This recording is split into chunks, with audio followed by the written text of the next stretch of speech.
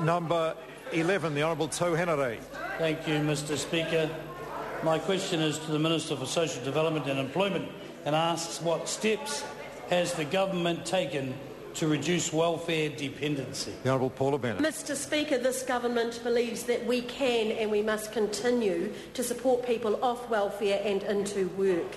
Under this government, during very difficult times, we've had a number of successes over the past 3 years. For example, nearly 10,000 people off the unemployment benefit because we introduced a simple process to make them reapply. More jobs every week into work and income, and more people available for work.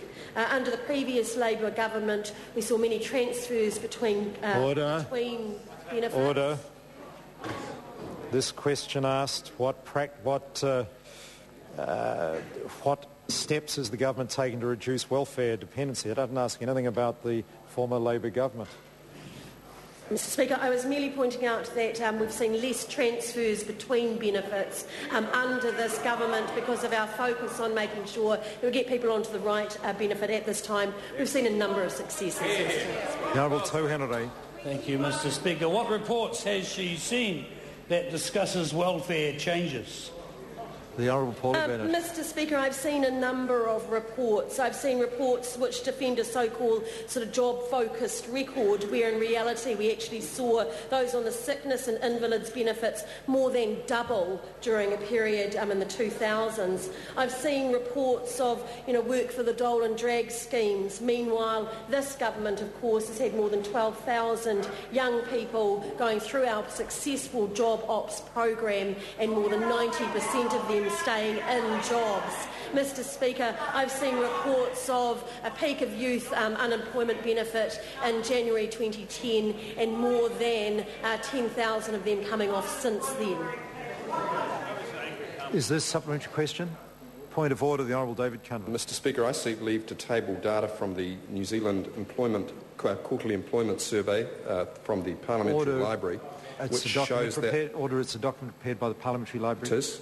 It shows that the number of people employed went up 25% under Labour and has declined 3.3% under this national government. Leave is sought to table that document. Is there any objection? There is no objection. Dr. Rajen Prasad. Thank you, Mr Speaker. Supplementary question to the Minister. What sustainable evidence does the Minister have that her policies will reduce welfare dependency, given that the number of people receiving the DPB is at a 10-year high and the cost to taxpayers have increased by nearly $200 million since she became Minister? The Honourable Paula Bennett.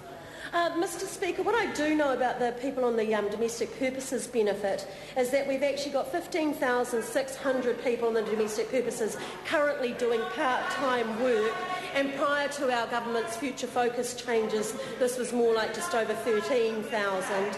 Nearly 12,000 people have gone off the domestic purposes benefit. Look, I know that member's kind of angry and this might be your last question time, but it's okay. It's okay. So nearly 12,000 have gone off the domestic purposes benefit into full-time work, Mr Speaker, and I think that is an achievement. Carmel Sepuloni. Order, I've called Carmel Sepuloni. Thank you, Mr Speaker. Did the Minister decline the opportunity to appear on backbenches alongside myself and Sue Bradford because Order. Thank you. Order. The Speaker must be able to hear the question to be able to determine whether it is in order at all. And I cannot hear the question with that kind of interjection level. Carmel Sepuloni, she may start again. Thank you, Mr Speaker. Did the Minister decline the opportunity to appear on backbenches alongside myself and Sue Bradford because A, she thinks she would be unable to effectively defend her actions with respect to welfare reform and her government's failure to address increasing unemployment, or B, because she knows she would be unable to? The Honourable Paula Bennett. Well, Mr Speaker, for 3 years I've been looking for that killer hit from Labour, and I would say I haven't seen it and haven't seen it yet. What I would say to the member is, A, I think it's cute how she's gasping for breath and trying to get an audience by actually using my own profile, and B, she might recognise that actually I'm not a backbencher, but we'll see you next time, honey. Question number...